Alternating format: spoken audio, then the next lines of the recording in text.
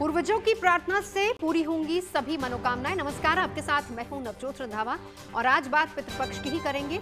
रविवार से शुरुआत हो चुकी है पितृपक्ष की शुरुआत और चंद्र ग्रहण एक साथ हो तो इस समय की ताकत कितनी बढ़ जाएगी, अंदाजा लगाइए। इस बार कई दुर्लभ संयोग भी बन रहे हैं। श्राद्ध का हिंदू धर्म में काफी ज्यादा महत्व है।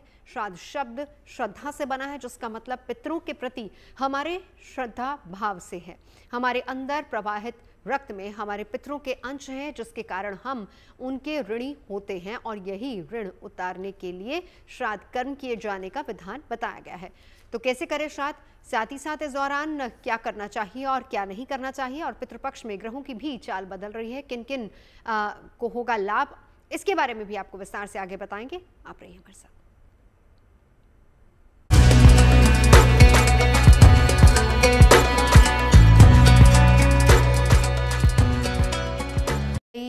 दुर्लभ योग भी इस बार बन रहे हैं, जिनमें सर्वार्थ सिद्धि योग का भी सहयोग है और इसी के साथ साथ गजकेसरी योग भी बनने जा रहा है। तो पितृपक्ष में स्नान दान तर्पण का बहुत ज्यादा महत्व है। रविवार से चंद्रग्रहण की शुरुआत हुई है और चंद्रग्रहण के साथ ही इसकी शुरुआत हो चुकी है। पितृपक्ष 21 सितंबर तक चलेगा।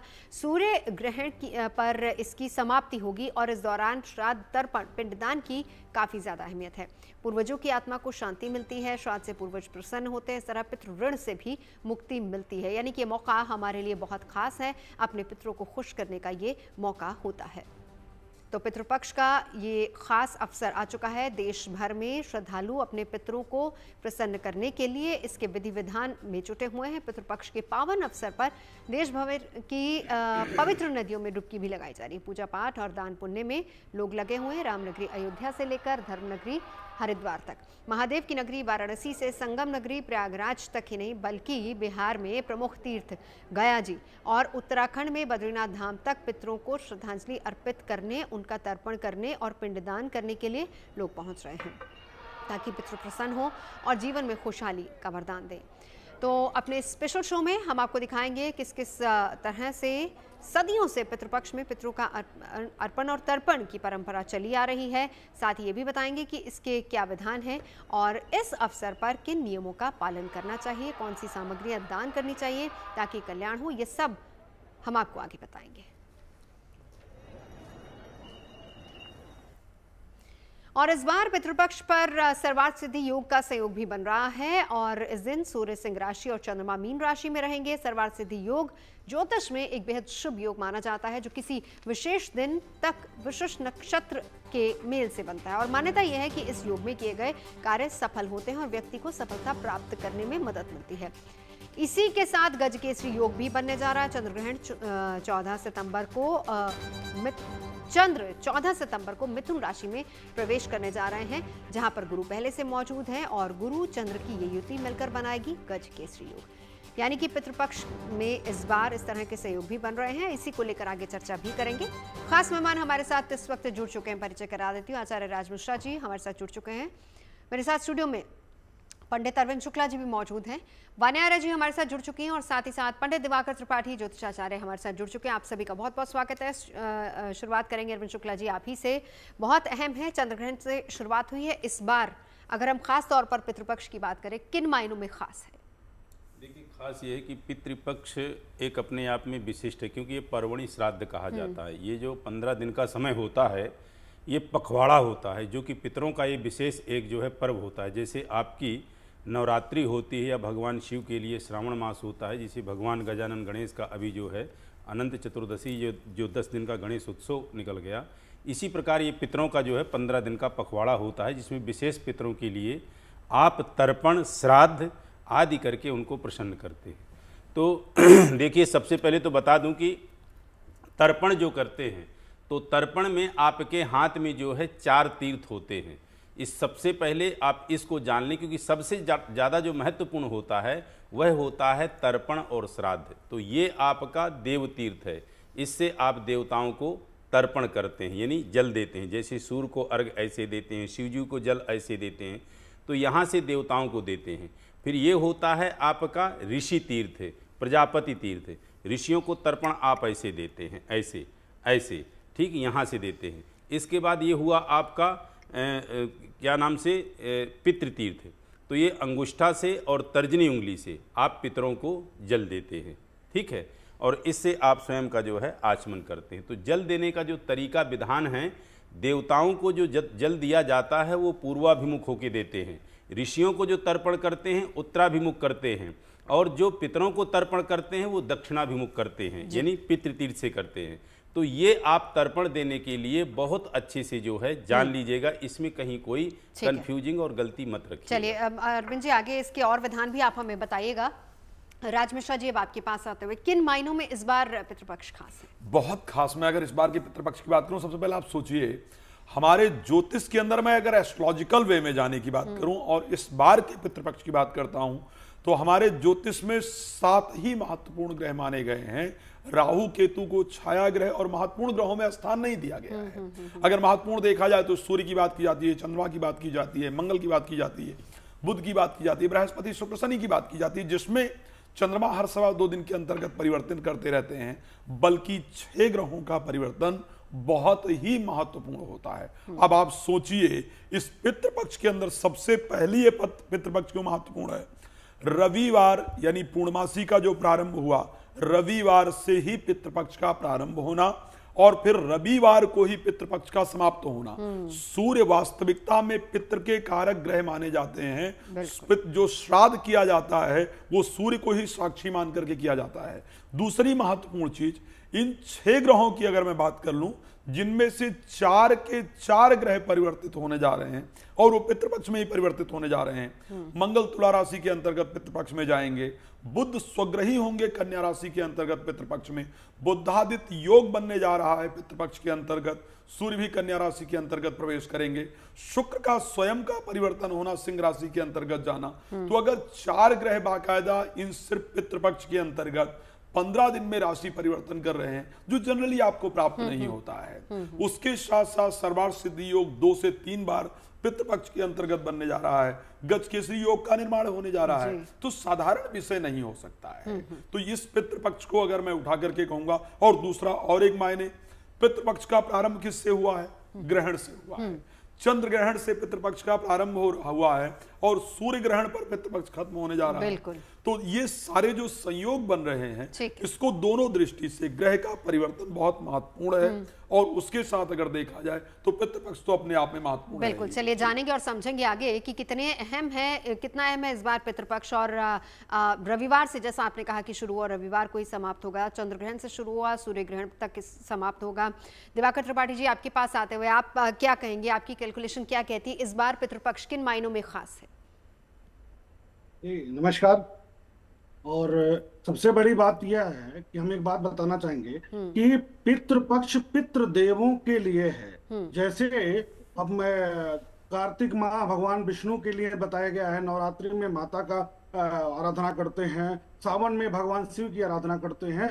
तो इन 15 दिनों में हम अपने पूर्वजों को याद करते हैं, यानी अपने अंश को याद करते हैं, क्योंकि हम पूर्वजों के ही अंश हैं। कहीं न कहीं उन पूर्वजों की छाया या भाग हमारे अंदर मौजूद है, तो हम उनको याद करते हैं। और जब तक हमारे पितृदेव शांत नहीं होंगे या प्रसन्न नहीं होंगे, उनकी कृपा हमको नहीं प्राप्त होगी, तो मुझे लगता है कि जो इतने भी देवी देवता हैं, उनका शुभ आशीर्वाद बहुत सही ढंग से हमें प्राप्त नहीं हो पाएगा। इसलिए यह जो हमारे सनातन धर्म में, हमारे शास्त्रों में जगह दिया गया है इस पक्ष के लिए, यह अपने आप में बहुत ही पवित्र पक्ष है। और इस पक्ष में हमें ध्यान ये रखना है कि हम अपने पितरों के लिए और जो भी पितृपक्ष के नियम है उसको पालन करने में कोई कोताही ना बरतें, कोई असावधानी ना बरतें। बहुत ध्यान पूर्वक अगर करते हैं तो निश्चित तौर पर हमारे कुंडली में जो ग्रही दोष भी है, पितृ दोष है, मातृ दोष है, अतिथि दोष है, अतिथि ऋण है, वो सारे समाप्त हो सकते हैं। इस अवसर का हमें लाभ उठाना चाहिए वर्ष भर के। रही बात कि योग कैसे बन रहे हैं, तो योग के लिए सर्वार्थ सिद्धि योग है, गज केसरी योग है, और 13 सितंबर को शनिवार को तुला राशि में प्रवेश कर जाएंगे मंगल महाराज। बुध 15 सितंबर को प्रवेश कर जाएंगे कन्या राशि में, भद्र नामक पंच महापुरुष योग का निर्माण कर देंगे। सूर्य 17 सितंबर को प्रवेश कर जाएंगे कन्या राशि में। कन्या राशि में जब प्रवेश करेंगे बुध के साथ, तो बुधादित्य नामक योग भी बनेगा। शुक्र का परिवर्तन 14 सितंबर को हो जाएगा सिंह राशि में। यह 4 जो परिवर्तन हो रहा है, यह निश्चित तौर पर इस पितृपक्ष में हमको लाभ प्रदान करने वाला होगा, हमारे जीवन में शुभता प्रदान करने वाला। बिल्कुल, चलिए दोनों चीजों पर बात हम करेंगे, क्योंकि जो शुभ योग बन रहे हैं उस पर हम राशिवार दिवाकर जी से भी जानेंगे, और इसी के साथ साथ पितृपक्ष में कैसे आप अपने पितरों को प्रसन्न करते हैं ये भी जानेंगे। वान्या जी, अब आपके पास आते हुए, चंद्र ग्रहण से शुरुआत होना, ये संकेत क्या है इस बार? धन्यवाद नवजोत जी। डीएनटी के माध्यम से आप सभी को मेरा नमस्कार। चंद्र ग्रहण से इसकी शुरुआत हो रही है नवजोत जी पितृपक्ष की, और जो है ये खत्म होगा सूर्य ग्रहण पर।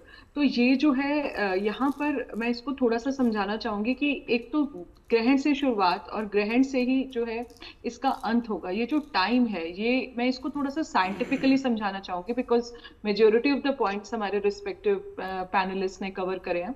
देखिए क्या होता है कि कोई भी जो हमारे डीएनए के पैटर्न होते हैं वो अगले 14 जनरेशन तक चलते हैं। तो अभी जैसे चंद्र ग्रहण डीएनए पैटर्न जो 14 जनरेशन तक चलते हैं, तो जो हमारे डिसीज्ड के जो भी उनको इश्यूज आते हैं, जो हमारे एंसेस्टर्स होते हैं, जो हमारे पूर्वज होते हैं, वो आगे जनरेशंस पर कैरी फॉरवर्ड होते हैं। अब इसमें जो है आपका प्रोगेनी, जैसे किसी घर में बेबी नहीं होता है, कोई बहुत ज्यादा बीमार रहता है, किसी घर में बहुत ज्यादा लड़ाई झगड़े कलेश होता है, इस तरह की चीजें भी होती हैं। सेकंड पॉइंट ये है कि एक ये जो हम श्राद्ध करते हैं, अगर मैं इसको साइंटिफिकली भी थोड़ा सा समझाऊं, it's a way of coping up with a guilt. कि हमें कभी क्या होता है कि कभी हमने अपने बड़ों के साथ बुरा किया होता है, उनका सेवा नहीं किया होता, उनकी क्रिमेशन सेरेमनीज, उनका जो श्राद्ध, उनका जो क्रिमेशन होता है वो हमने ढंग से नहीं किया होता, या कोई बाहर रहता है नहीं आ पाता है, तो वो जो गिल्ट होता है ना, वो काफी जनरेशंस तक कैरी फॉरवर्ड होता है, और उस गिल्ट को बहुत जल्दी से हम भूल नहीं पाते हैं, और हमारे एंसेस्टर्स को जो है शांति नहीं मिलती है। तो उसका वो जो गिल्ट कैरी फॉरवर्ड होता है वो हमारे जीवन में बहुत प्रॉब्लम करता है। और वो जो पाथ होता है ना हमारे रास्ते का, उसमें बहुत सारे कांटे होते हैं, वो क्लियर नहीं होता, क्योंकि हमारे पितृदेव जो होते हैं वो शांत नहीं होते या प्रसन्न नहीं होते। मुझे ऐसा लगता है कि ये जो टाइम होता है यहाँ पर उनसे माफी मांगने का है।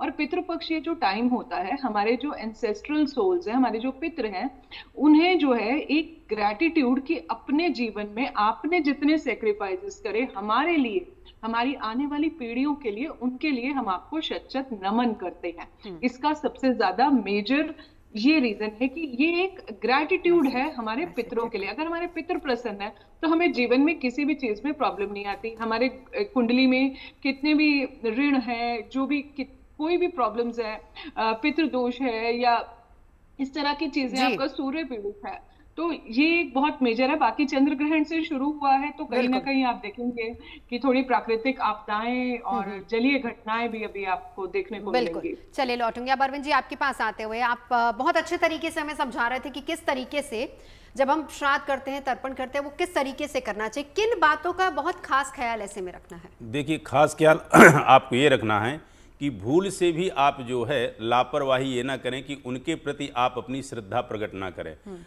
पितृ कार्य में देखिए ये बताया गया है कि आपके पास कुछ भी ना हो और आप एक भी पैसा ऋण लेके उनका कार्य ना करें। आपके पास यदि कुछ भी नहीं है, बिल्कुल निर्धन हैं, तो एकांत में जा करके और उनका स्मरण करके और दोनों हाथ ऊपर करके आप प्रार्थना करें कि हे पितृदेव, मेरे पास कुछ नहीं है, ये मेरी श्रद्धा है, इस श्रद्धा को आप स्वीकार करें, तो इसी श्रद्धा से वो प्रसन्न हो जाएंगे। एक छोटी सी बात मैं आपको बता दूं बड़ी स्पीड के साथ कि प्रभु राम ने जब पंचवटी में थे, यानी वनवास में थे, जब उनको पता चला कि मेरे पिता की जो है अंत में इस स्थिति ये हुई कि वो स्वर्गवासी हो गए, तो उनने वहाँ वन में श्राद्ध किया था। और वन में श्राद्ध किया था तो पास में ही जो ऋषिगण रहते थे उनको आमंत्रित किया। आमंत्रित करने के बाद माँ जानकी को बताया कि कल मेरे पिता का श्राद्ध है, मैंने ऋषियों को निमंत्रण दिया है, तो आप सब कुछ खाना जो है बड़ा स्वादिष्ट और रुचिकर बनाएं। माँ जानकी ने खाना बड़ा ही स्वादिष्ट और रुचिकर बनाया और बना करके तैयार किया, लेकिन माँ जानकी परोसने नहीं आई। खाना परोसा प्रभु राम ने और लक्ष्मण जी ने। उन ऋषियों ने बड़े ही संतुष्ट भाव से खाना खाया, और जब खाना खा के चले गए तब प्रभु राम के मन में ये विचार चलता रहा कि वैदेही ने खाना परोसा क्यों नहीं। तो जब वो तीनों व्यक्ति यानी प्रभु राम और लक्ष्मण और माँ जानकी जब खाना खाने के लिए बैठे, तो प्रभु राम ने कहा कि हे सीते, मेरे हृदय में एक बारंबार विचार आ रहा है कि तुमने खाना बड़ा स्वादिष्ट बनाया, बहुत ही रुचिकर बनाया और बहुत अच्छे से तैयार करके तुमने सब कुछ ये विधान से जो है श्राद्ध कर्म किया, लेकिन तुम खाना परोसने क्यों नहीं आई। तब माँ जानकी कहती हैं कि प्रभु, पिता तो मया दृष्टा, मैंने आपके पिता को साक्षात उन ऋषियों के शरीर में देखा है। यदि इस मलिन और फटे हुए वस्त्र में उनके सामने जाती तो आपके पिता यह श्राद्ध स्वीकार ना करते। क्यों? कि उनकी अंतिम मूर्छा तभी हुई थी जब उनने मुझे अपने आभूषण को और अपने जो है अलंकारमयी इन वस्त्रों को चेंज करके वलकल के वस्त्र जो मैंने धारण किए थे, दशरथ वहीं मूर्छित हुए थे। क्योंकि उनने यह जो है प्रॉमिस किया था जनक से, क्या कि राखूं इन्हें पलक की नाई की, हे जनक मैं तुम्हारी पुत्री को ऐसे रक्षा करूंगा जैसे आंखों की रक्षा पलक करती है। तो श्राद्ध अवश्य करना चाहिए, इसमें कहीं त्रुटि नहीं करना चाहिए। आपसे कोई संपदा पैसा आदि का कहीं कुछ दूर दूर तक नहीं है, श्रद्धा से जुड़ा हुआ। बिल्कुल। राज जी, क्या कोई विशेष समय भी होता है जिस समय श्राद्ध करना चाहिए? श्राद्ध को लेकर के बहुत सारी चीजें हैं। श्राद्ध खैर कितना महत्वपूर्ण है, श्री रामचरितमानस में उसका वर्णन है, वो हम अगले विषय पर बात करेंगे अगर आपने समय दिया। लेकिन हाँ, श्राद्ध का समय क्या होना चाहिए, श्राद्ध में क्या ध्यान रखना चाहिए, ये सारी चीजें बहुत ही महत्वपूर्ण हैं। श्राद्ध का समय, श्राद्ध में कूतब बेला का बहुत 11 चीजें ऐसी हैं नवजोत जी जिनको श्राद्ध में जरूर प्रयोग किया जाना चाहिए। इसके बिना प्रयोग किए श्राद्ध अधूरा होता है। और उसमें सबसे पहला जो समय आता है श्राद्ध करने का, उसको कूतब काल कहा जाता है। कूतब काल कहते हैं करीब दिन का जो 8वां प्रहर है उसको कूतब बेला कहा जाता है। प्रतिदिन 11:36 पर करीब प्रारंभ होता है और 12:24 का जो समय कहा जाता है उसको कूतब बेला कहा जाता है। इस समय पर किया गया श्राद्ध वास्तविकता में पितरों को शांति देने वाला, पितरों को मोक्ष देने वाला होता है। श्राद्ध करते वक्त कुछ वस्तुएं हैं जिनको जरूर रखना चाहिए। कहा जाता है खड़ग पात्र जरूर होना चाहिए। ऊन के आसन पर, किसी भी आसन पर बैठ करके या जमीन इत्यादि पर बैठ करके श्राद्ध नहीं करना चाहिए। ऊन के आसन पर स्पेशली बैठ करके श्राद्ध करना चाहिए। चांदी का पात्र या चांदी की कोई वस्तु आपके हाथ में श्राद्ध करते वक्त अगर हो तो वो बहुत फायदेमंद होती है, क्योंकि चांदी भगवान विष्णु के शरीर से उत्पन्न मानी गई है। उसी के साथ कुशा का होना महत्वपूर्ण है। तिल और जौ और गाय के लिए भोजन, ये श्राद्ध के दिन बहुत महत्वपूर्ण है। और जिनका श्राद्ध किया जा रहा हो उनकी कन्या का पुत्र या पुत्री अगर श्राद्ध के दिन भोजन करें या वहां पर हो तो वो सबसे फायदेमंद होता है। सफेद पुष्प का होना, सफेद चंदन का होना और गौ के दूध का होना, तो ये जो सारी चीजें स्पेशली पितृपक्ष के अंतर्गत है वो बहुत फायदेमंद है। बिल्कुल। चलिए दिवाकर जी, आपके पास आ रही हूँ। हम यहाँ पर अरविंद जी से और राज जी से और वान्या जी से समझ रहे हैं कि श्राद्ध करते समय किन बातों का खास ख्याल रखना चाहिए, किस तरीके से करें, क्या नियम है उसके। लेकिन आपसे जानना चाहेंगे, क्योंकि ग्रहों का भी इस दौरान, पूरे पितृपक्ष के दौरान ग्रहों का परिवर्तन हो रहा है, जिसमें सर्वार्थ सिद्धि योग या फिर गजकेसरी योग, इस तरह के योग भी बन रहे हैं। ये क्या संकेत है राशिवार, मेष, वृषभ, मिथुन राशि के अगर मैं आपसे जानना चाहूं, इनके लिए क्या क्या संकेत हैं? देखिए, जो ग्रहों का परिवर्तन हो रहा है उसको देखें, और शनि की स्थिति, राहु की स्थिति, सबको अगर हम देख करके आकलन करते हैं तो मेष राशि के लिए गृह और वाहन सुख के दृष्टिकोण से बहुत अच्छा समय हो रहा है। वह सुख के संसाधनों में वृद्धि का योग बनता हुआ दिखाई दे रहा है। शत्रुओं पर विजय प्राप्ति का भी योग बनता हुआ दिखाई दे रहा है। और मुकदमा अगर चल रहा है इस दौरान तो पक्ष में निर्णय आने की संभावना बन रही है। प्रतियोगी छात्र हैं तो आपके लिए बहुत अच्छा समय है। इस बीच में पूर्ण मनोयोग के साथ पढ़ाई करना चाहिए और जो भी एग्जाम देंगे तो उसमें आपको सफलता मिल सकती है। आर्थिक प्रगति, आर्थिक संसाधनों में वृद्धि, कहीं न कहीं कोई ऐसा रास्ता बन जाएगा जिससे आपके अर्थ में वृद्धि होगी। क्रोध की अधिकता हो सकती है, इसलिए इस बीच में थोड़ा सा नियंत्रण रखना है। पितृपक्ष में वैसे भी क्रोध नहीं करना चाहिए। धनागम के साधनों में वृद्धि, दूरस्थ यात्रा का योग बनता हुआ दिखाई दे रहा है और दूरस्थ यात्रा का योग आपके लिए शुभकारक हो सकता है। वृष की बात करें अगर, तो वृष के लिए भी सुख के संसाधन बहुत अच्छे हो रहे हैं। सुख बढ़ रहा है, मातृ सुख बढ़ रहा है। बुद्धिमत्ता के आधार पर बुद्धि का सार्थक प्रयोग होगा, क्योंकि बुद्ध का परिवर्तन हो रहा है, बुद्ध उच्च के भी हो रहे हैं। तो ऐसे में बुद्धिमत्ता के आधार पर आर्थिक प्रगति होती दिखाई दे रही है। आर्थिक गतिविधियों में सुधार होता दिखाई दे रहा है। व्यापारिक गतिविधियों में सुधार होता दिखाई दे रहा है। संतान की प्रगति से मन प्रसन्न होगा। संतान पक्ष से कुछ शुभ समाचार प्राप्त हो सकता है। दाम्पत्य जीवन में मधुरता बढ़ेगा। चोट अथवा ऑपरेशन की स्थिति बन सकती है, इसलिए सावधानी बरतनी जरूरी है। मिथुन की अगर हम बात करते हैं तो पराक्रम, पुरुषार्थ एवं सामाजिक प्रतिष्ठा में वृद्धि के योग दिख रहे हैं। 10 से 15 सितंबर के बीच में स्वास्थ्यगत तनाव हो सकता है, सतर्क रहें। उसके बाद सुधार अच्छा होगा। सीने की तकलीफ में वृद्धि हो सकती है, एलर्जी बढ़ सकती है, घबराहट बढ़ सकती है। अगर पहले से बीपी की शिकायत है तो बच के रहने की जरूरत जी। है। आंतरिक डर में वृद्धि हो सकती है, विचारों में वृद्धि हो सकती है। 17 सितंबर के बाद सरकारी तंत्र से लाभ की स्थिति बन रही है। अध्ययन अध्यापन में अवरोध अथवा तनाव बन रहा है, इसलिए सावधानी पूर्वक पढ़ाई करें। बिल्कुल। वान्या जी, अब आपके पास आते हुए, क्योंकि पितृपक्ष की शुरुआत हो चुकी है, तो ऐसा भी कहा जाता है कि इस दौरान खरीदारी नहीं करनी चाहिए, नई चीज घर पे नहीं लानी चाहिए। इसके पीछे की क्या मान्यताएं हैं? जी, इस दौरान जो है कोई भी मांगलिक कार्य जो है आप लोगों को नहीं करना चाहिए। इसके पीछे की ये जो मान्यताएं हैं, इसमें क्या होता है कि ये जो समय होता है ये हमारे पितरों का होता है।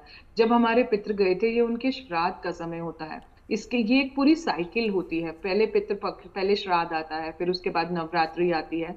तो ये हमारी ये साइकिल जो होती है ये 4 फेजेस में चलती है। ये जो टाइम होता है अपने पितरों के साथ स्पेंड करने का होता है, उनकी क्वालिटीज को सोचने का होता है कि कैसे हमारे पितर थे, कौन सी उनकी अच्छी क्वालिटीज थी जो हम अपने अंदर ले सकते हैं। जो हमारे पितर हैं, जो उनको भोजन पसंद है, वो भोजन जो है हमें अपने घरों में बनाना चाहिए। श्राद्ध के टाइम पर ब्राह्मणों को जो है इस टाइम पर जो दान देना चाहिए, और बहुत सारे खास दान भी होते हैं जो आपको पितृपक्ष में करने चाहिए। जैसे आप ब्राह्मणों को तो दान करेंगे ही करेंगे, लेकिन साथ में जो है आप पक्षियों को भी दान करेंगे। कौवे की रोटी निकालेंगे, आप कुत्ते की रोटी निकालेंगे, आप गाय की रोटी निकालेंगे, ये सारी चीजें भी करेंगे। ये जो समय है हमें उनके प्रति जो है पूरा पूरा आभार व्यक्त करने का होता है। इस टाइम पर जितना जो होता है, कोई भी शादी हो गई, कोई भी मुहूर्त हो गया, कुछ घर की शिफ्टिंग हो गई, ये सारी चीजें नहीं करनी चाहिए, क्योंकि ये समय जो है इतना ऑस्पिशियस नहीं होता, और ये समय उनके आशीर्वाद को ग्रहण करने का होता है। और अगर हम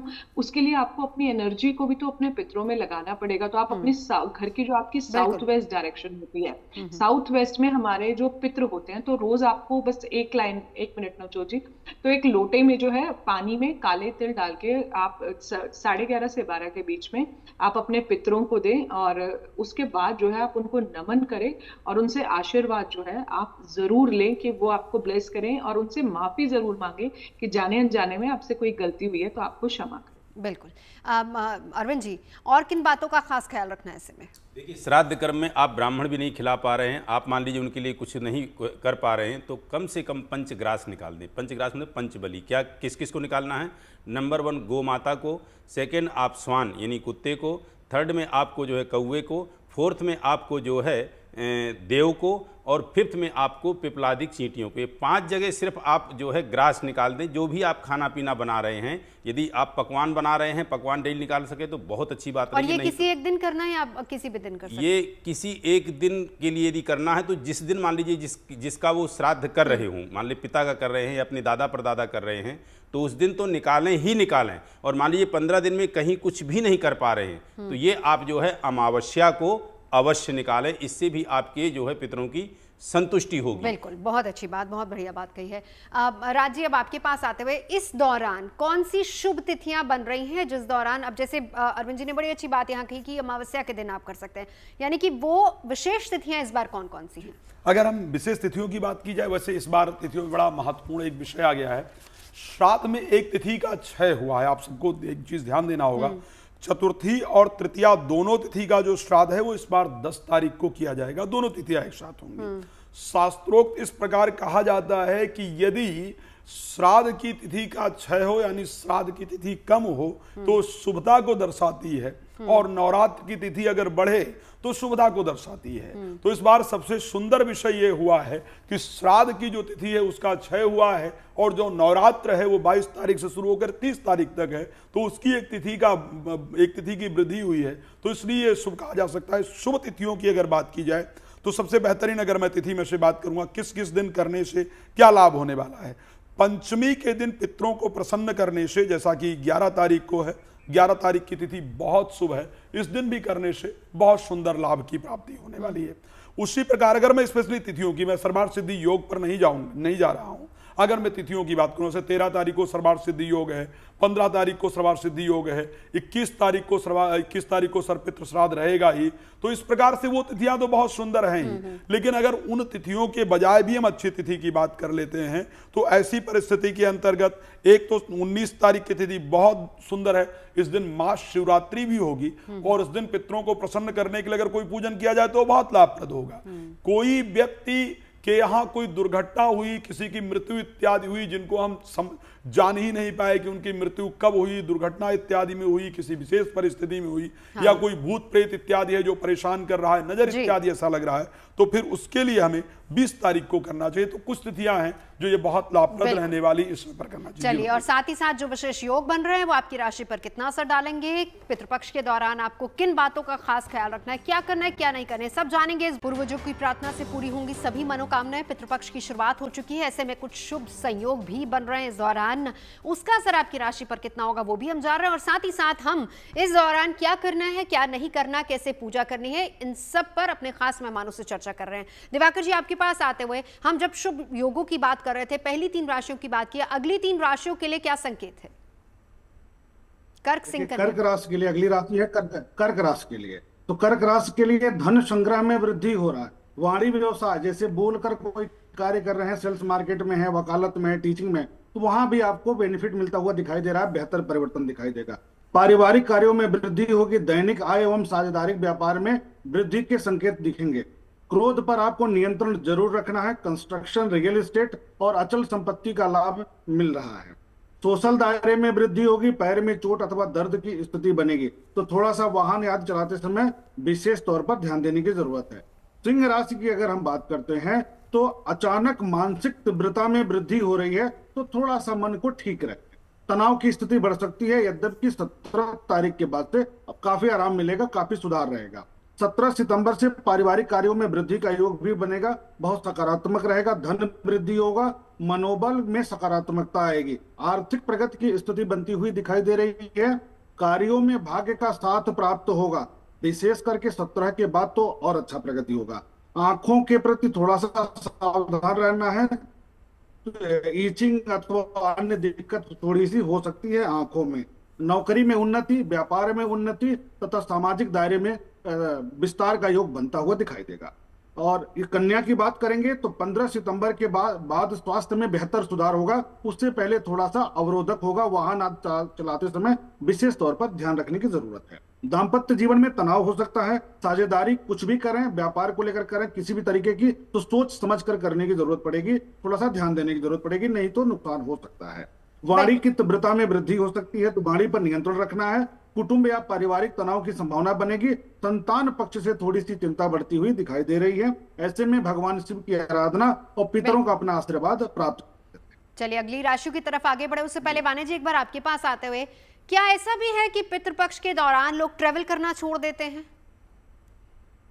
देखिए, ये जो समय होता है अपने पितरों के लिए, जो ध्यान केंद्रित करने का समय होता है, अपने पितरों के साथ थोड़ा सा टाइम स्पेंड करने का समय होता है, साउथ वेस्ट डायरेक्शन में बैठकर अपने पितरों को याद करने का समय होता है, उनके आगे नमन करने का समय होता है। तो अगर आपको कोई इमरजेंसी है तो आप ट्रैवल कर सकते हैं। अगर आप वर्किंग प्रोफेशनल हैं तो डेफिनेटली आप उसको अवॉइड नहीं कर सकते। बट उसके अलावा जो मतलब अपने जिनका लगता है कि थोड़ा सा बैंडविड्थ है जिनके पास, और वो अपने समय निकाल सकते हैं, तो इस टाइम पर आप कोई भी, जैसे आप ट्रैवल करेंगे तो डेफिनेटली आपका ध्यान तो आपके पितरों में नहीं होगा ना, क्योंकि ऑब्वियसली आप किसी काम के लिए जा रहे हैं या वैसे। तो अगर आप अवॉइड कर सकते हैं तो अवॉइड करें।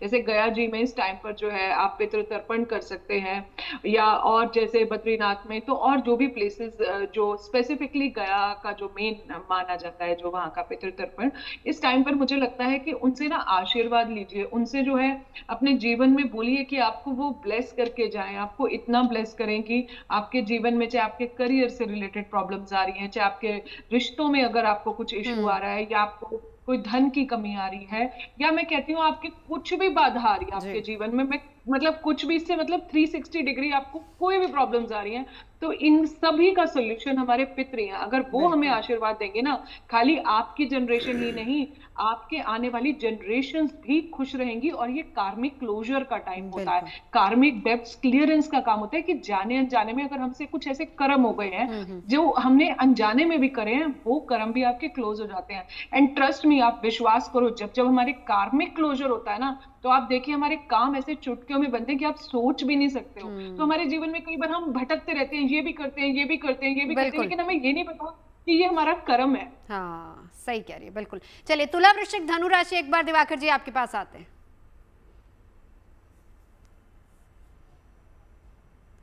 देखिए, तुला के लिए बात करें तो राज्य सम्मान में वृद्धि, नौकरी में वृद्धि, व्यवसाय में प्रगति की स्थिति बनती हुई दिखाई देगी। आय एवं रोजगार के नए साधन बनते हुए दिखाई देंगे। दूरस्थ यात्रा पर खर्च बढ़ रहा है। अगर इस बीच में विदेश जाना चाहते हैं तो जा सकते हैं, प्लानिंग कर सकते हैं, लेकिन पितृपक्ष में पितरों के साथ समय बिताएं तो ज्यादा अच्छा है। संतान की प्रगति से मन प्रसन्न होगा। सोशल दायरे में वृद्धि होगी। पॉलिटिकल क्षेत्र से जुड़े हैं तो लाभ होगा। प्रतियोगी परीक्षाओं में एवं मुकदमे में विजय की स्थिति बनती हुई दिखाई देगी।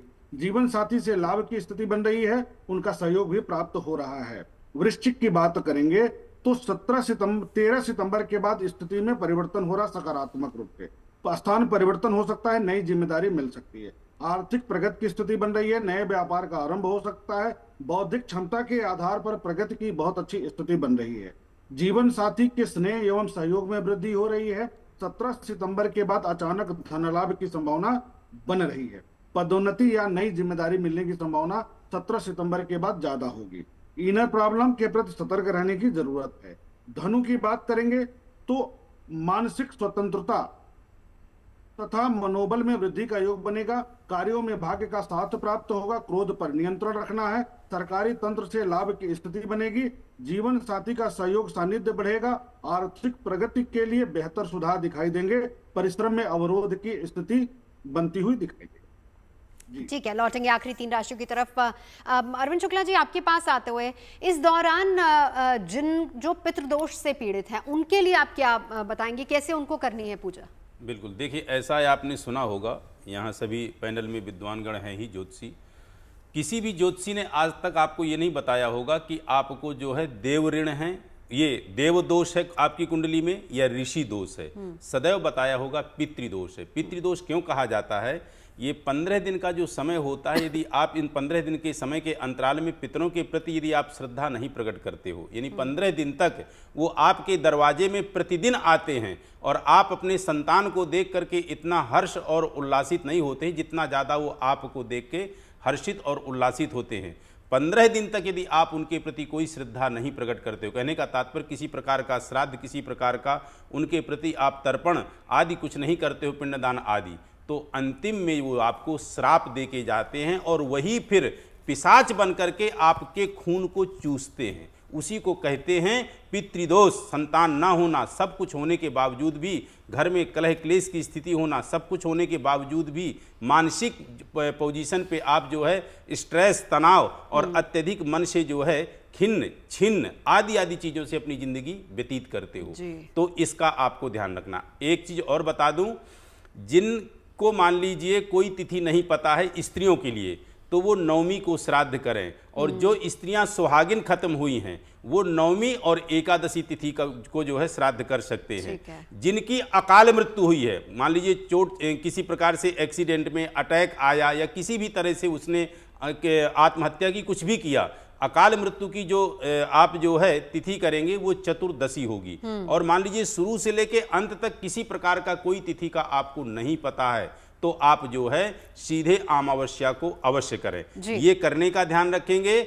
और इस 15 दिन के अंतराल में यदि किसी के यहाँ अकाल मृत्यु हुई है तो नारायण बलि करे। मान लीजिए पितरों से दोषित है और परेशान है तो त्रिपिंडी श्राद्ध करे। और यदि कुछ भी नहीं कर पाता है तो कम से कम अमावस्या को अपना जो है श्राद्ध निकाल करके आभार व्यक्त करे।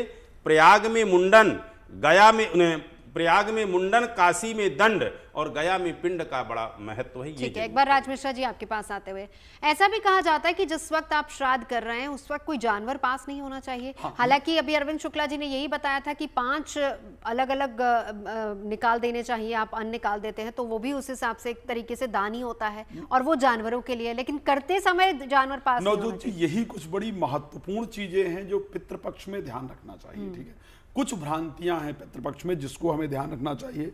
जैसे पितृपक्ष की यह भ्रांति है कि हमको एक्चुअल में कुछ परचेज ही नहीं करना चाहिए। ठीक है, या हमें कुछ यात्रा, बिल्कुल वो मैं बान्या जी की उस बात से सहमत हूं कि यस इस समय हमें इसलिए नहीं करना चाहिए बिकॉज हम अपने पितरों के निमित्त समय व्यतीत करना चाहते हैं, पितरों का स्मरण करना चाहते हैं, वो बिल्कुल ठीक है वहां तक। लेकिन कुछ खरीदना ही नहीं चाहिए। पितृपक्ष में एक चीज निषेध है कि आपको गणेश पूजन नहीं करना चाहिए। गणेश पूजन ही पितृपक्ष में निषेध है। अदर हर प्रकार की जो प्रार्थनाएं हैं वो पितृपक्ष के अंतर्गत की जा सकती हैं। खरीदने में बुराई नहीं है। सिर्फ अगर बात किया जैसे गृह प्रवेश इत्यादि हम करते हैं उसमें क्योंकि गणेश पूजन होता है, वाहन हम लेकर के आते हैं तो वहां भी पूजन का नियम है, तो उन चीजों को नहीं खरीदा जाता है जिनके लाने पर हमें वास्तविकता में तुरंत पूजन इत्यादि की प्रक्रिया करनी हो। अब अगर बात किया जाए, हम जब भी फल अपने अनुसार चाहते हैं तो हमें कर्म वेद के अनुसार करना पड़ेगा, इसको हमें ध्यान रखना चाहिए। और वेद के अनुसार कर्म में यह विशेष ध्यान रखने की आवश्यकता होती है कि जब भी पितरों के निमित्त भोजन बन रहा हो तो शास्त्र कहता है कि लोहे के बर्तन में भोजन नहीं बनाना चाहिए। ये बाकायदा जहां पर पितरों के लिए स्पेशल वर्णन है ऐसे पुराणों के अंतर्गत ये लिखा गया है।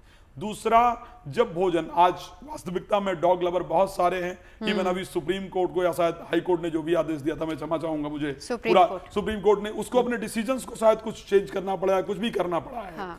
और उसके साथ आज डॉग लवर या एनिमल लवर बहुत हैं और उनको भी पितृपक्ष में भोजन देने के लिए कहा गया है। इसीलिए गौग्रास, पिपीलिका ग्रास, श्वान ग्रास, अग्निग्रास, काक ग्रास, ये 5 प्रकार के ग्रासों का वर्णन अभी महाराज जी ने भी बहुत अच्छे, शुक्ला जी ने बहुत अच्छे से किया है।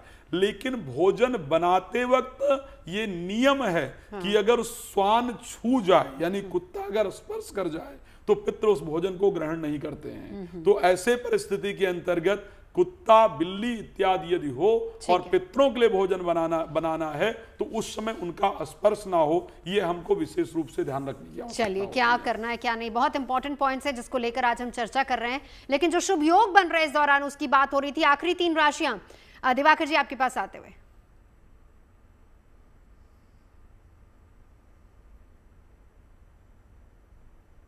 दिवाकर जी, मेरी आवाज अगर आप तक आ रही है, आखिरी 3 राशियां मकर, कुंभ और मीन।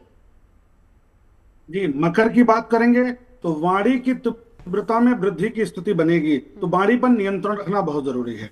पराक्रम तथा सामाजिक दायरे में वृद्धि बहुत अच्छी होती दिखाई दे रही है। तो यदि पॉलिटिकल क्षेत्र से जुड़े हैं तो आपके लिए बेनिफिशियल होगा, बेहतर होगा। संतान पक्ष से सामान्य चिंता की स्थिति बनती हुई दिखाई देगी। शुगर की समस्या यदि पहले से है आपको तो आपको बिल्कुल ही सतर्क हो जाना चाहिए और खान पान का ध्यान रखना चाहिए। कार्यों में भाग्य का साथ थोड़ा सा कम प्राप्त होगा, इसलिए परिश्रम को बढ़ाना पड़ेगा। विदेशी यात्रा या दूरस्थ यात्रा या ऐसी यात्रा कि जो एक स्टेट से दूसरे स्टेट में भी हो सकती है, वह आपके लिए लाभप्रद होगा। और दूरस्थ यात्रा भ्रमण के लिए भी हो सकता है, तो थोड़ा सा संयमित होकर के कार्य करें तो बेहतर होगा। कुंभ की बात करेंगे तो मानसिक तीव्रता में वृद्धि हो रही है, मानसिक उलझन में वृद्धि होती दिखाई देगी। पराक्रम बढ़ेगा, पुरुषार्थ बढ़ेगा, बुद्धिमत्ता में वृद्धि होगी। बुद्धिमत्ता के आधार पर आर्थिक प्रगति होगा, आर्थिक विस्तार भी होगा, नए व्यापार का आरंभ भी हो सकता है। देखिए, बार बार सभी लोग, विद्वान लोग कह रहे हैं कि नए कार्य आरंभ किए जा सकते हैं। निश्चित तौर पर आरंभ करना चाहिए, क्योंकि कई काम तो हम अपने परिचित लोगों को कराएं पितृपक्ष में बहुत फलीभूत हो रहे हैं और बहुत सकारात्मक होता है। इसलिए निसंदेह अपने कार्यों को प्रगति करना चाहिए, नया कार्य आरंभ कर लेना चाहिए। जीवन साथी का स्नेह बढ़ेगा, साझेदारी के लाभ में वृद्धि होगी, कार्यों में भाग्य का साथ प्राप्त होता दिखाई देगा। मीन की बात करेंगे तो सामाजिक दायरा बढ़ रहा है, नौकरी में परिवर्तन हो रहा है, पदोन्नति की स्थिति बन रही है, नई जिम्मेदारी प्रदान हो सकती है और नई व्यवस्था में आप जा सकते हैं। प्रतियोगिता में विजय हो सकता है। दूरस्थ यात्रा को न करें तो बेहतर होगा। जीवन साथी के साथ थोड़ा सा तनाव बढ़ेगा, भोग विलासिता पर खर्च बढ़ सकता है, मानसिक शांति बढ़ेगी। विवाह आदि के लिए चल रहे प्रयास सकारात्मक परिणाम प्रदान कर सकते हैं। वो एक फंक्शन आप नहीं करेंगे, लेकिन ऐसा हो सकता है कि जिससे आपका रिश्ता होने वाला है उससे मुलाकात हो जाए या ऐसे परिवारों का जुड़ाव हो जाए। इस तरह की स्थितियां बनती हुई दिखाई देंगी। चलिए, मैं यहीं से एक सवाल वान्या जी आपके पास, क्योंकि दिवाकर जी ने बड़ी अच्छी बात कही है कि आप शुभ कार्य कर सकते हैं, तो इस दौरान, पितृपक्ष के दौरान अगर किसी को कोई शुभ कार्य करना है तो क्या किया जाए, उसके लिए कोई एक उपाय आप बताइए। देखिए, यहाँ पर जो है मतलब ऐसा, इसमें जैसे तिथि जो आती है, जैसे आप सर्व पितृ अमावस्या होती है, जब हमें अपने पितरों की जिनको तिथि नहीं पता होती है वहां पर वो श्राद्ध कर सकते हैं। एक महानंदी पर जो होता है, महानंदी पर भी जो है आप कुछ चीजें कर सकते हैं। तो इसमें जो एक ये महानंदी तिथि आती है या फिर सर्व पितृ अमावस्या, जैसे हमें डेट्स ही नहीं पता, तिथियां ही नहीं पता, तो कलेक्टिव भी आप कर सकते हो। तो महानंदी पर जैसे आप जो है कुछ वहां पर आप, मुझे लगता है कि कुछ शुभ कार्य कर सकते हो। आपके चैनल के माध्यम से मैं बस एक बात बोलना चाहूंगी, आप श्राद्ध जरूर करें, हर दिन करें, बट मुझे ऐसा लगता है कि जीते जी हमें अपने माता पिता की सेवा हर दिन, हर पल, हर क्षण करनी चाहिए, क्योंकि यही हमारे कुंडली के सबसे इंपॉर्टेंट ग्रह हैं। आपके घर में आपके दादा दादी भी रहते हैं, तो वो भी आपके जो घर में जितने भी सीनियर सिटीजन है आपके आसपास, आप उनकी रिस्पेक्ट करें, उनकी आज्ञा का पालन करें। अपने पितरों को जब भी आप याद करें, खुश होके करें, रो के ना करें, और यही सोचें कि वो हमें ब्लेस करें। वो जो भी जर्नी में है, जो भी सोल में है, वो एक अच्छी सोल्स में जाएं और हमें ब्लेस करें, उनकी आत्मा को हमेशा शांति मिले।